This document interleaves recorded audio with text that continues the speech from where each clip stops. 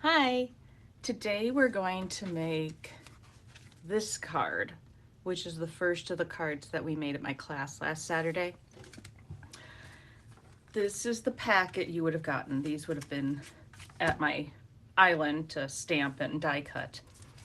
And these are the instructions you would get. So I'm going to start with the Scalloped Wishes stamps, and I'm gonna start with the frame. So I'll try and leave that in view so you see where we're going. This is a bigger stamp, so I prefer to put ink to the stamp rather than stamp to ink.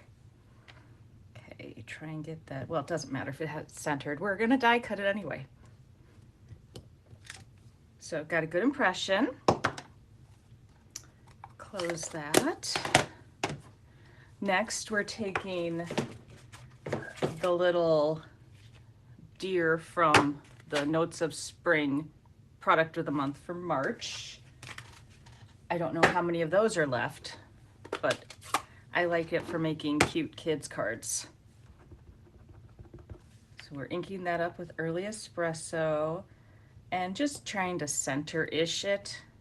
I wanted it a little bit more toward the top, but it doesn't really matter. Just depends on where it ends up.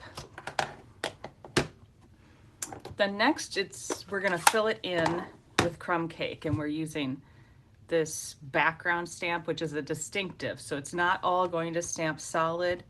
It is supposed to look like it's sort of a watercolor, and I didn't have a big problem lining it up.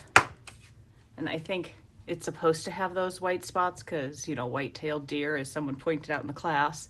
And I think it looks good with like as it's a shadow on the deer. So that was pretty easy. Next, we have the harder part, peeling the backing off the masking paper. I stamped the deer on masking paper and then fussy cut it so that we could put it on the image to give it some background. Okay, I had to fast forward through this part. Finally! Okay, so then we're gonna put that in place. And this was my original card that I made, and I didn't like, it was too much white for me. I started by putting a little Crumb Cake marker underneath, but it wasn't enough. So that's why I went with this and the masking paper. I am going to pull in a clean sheet to put under it.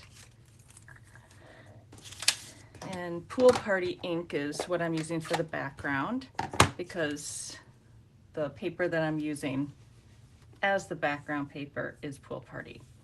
Now I just wanted a light wash in the inside of the oval, so I'm not trying to be super dark. Maybe a little bit more over in this corner. It's however you would want it. There we go.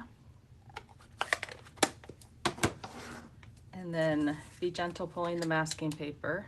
It's really easy to tear it at the neck there. So then you've got the background. And then I can set that aside to die cut. Next, I'm picking, I did the happiest birthday wishes from the Notes of Thanks. This time I'm gonna do a little note of thanks from the same stamp set using Timid Tiger ink. Stamp that. Close that up. On this card, because it seemed boring to me, I inked the edges, and you're free to do that, whatever you want. We had one person in the class, she always likes to ink edges, so I do sometimes bring stuff up for her to do that. But once I added the Earthen Toned foil cardstock here, I don't know if I needed it. So I chose not to. Now we're gonna die cut.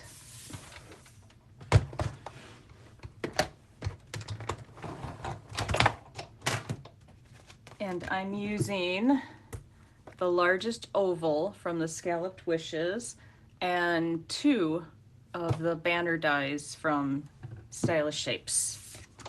So we should be able to fit these both on here, or all of them on here. There's 3. Okay, line this up.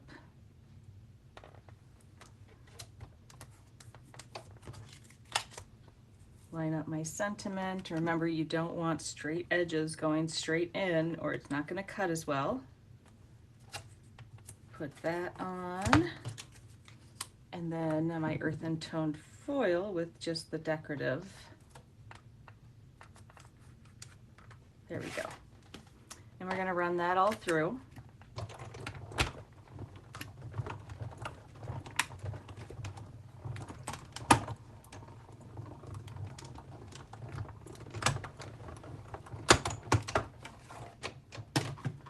There we go. Gently pull the tape off, folding it back on itself. And there's our cute little scalloped oval.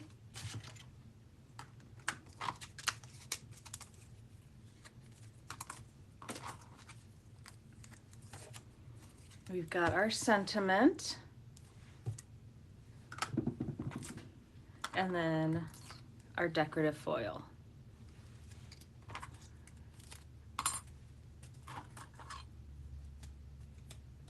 And then we can, whoops, drop the dies and move this off to the side. And next we just have assembly, which is pretty easy. Fold your card base in half. Find your bone folder, because I don't know about you, but mine always goes missing. Okay, I'm gonna use liquid glue on this, and I forgot to prep that ahead of time. Oh, looks like I left it open. That happens a lot. It's not uncommon for me. I'll leave it open while I'm creating something and then completely forget. I don't know if I can get that through. Huh. Well, let's see. Let's see if it comes out. If not, we'll use something else. Oh, there we go. So we're good. I like to use liquid glue when I have a skinny border like this, and it felt like it needed a border. So I'm gonna put that on.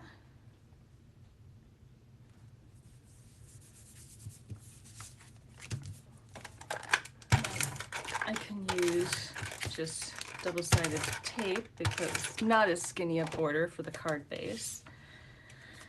I think I'm gonna go that way. Oh, well, never mind. Okay, so this is a me thing.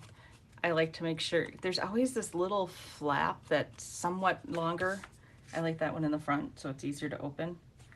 It might depend on your scoring board or how you score it and your paper. Okay, now we're gonna put dimensionals on the back of this.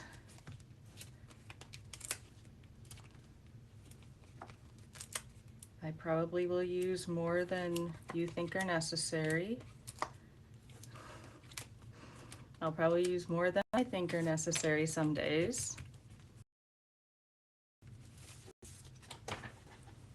Okay, now I'm going to try and center that. I mean, it doesn't have to be centered, but I'm approximating. There we go. I'm going to put a little bit of adhesive in the middle of this just to add the foil behind it. Let's see.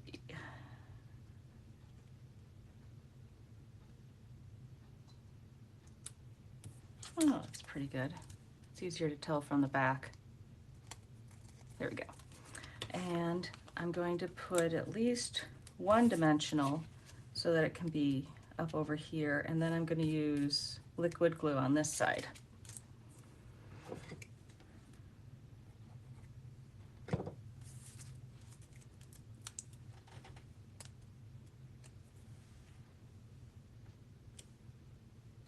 So there's that. And then why I like plain gems and Stampin' Blends is because I can make them any color I want. And today I'm going to make them Timid Tiger. See if I can not get the other one next to it. There we go. Might take your pick tool, put a couple around the sentiment. Oh, and this is for the inside. I don't know why, but I always feel the need to put a white panel on the inside if the card base isn't white. Many people decorate. I sometimes put some decorative paper in there or stamp, but normally that is what the inside of my card looks like until I write in it or stamp. And so there's the card. Thank you for watching.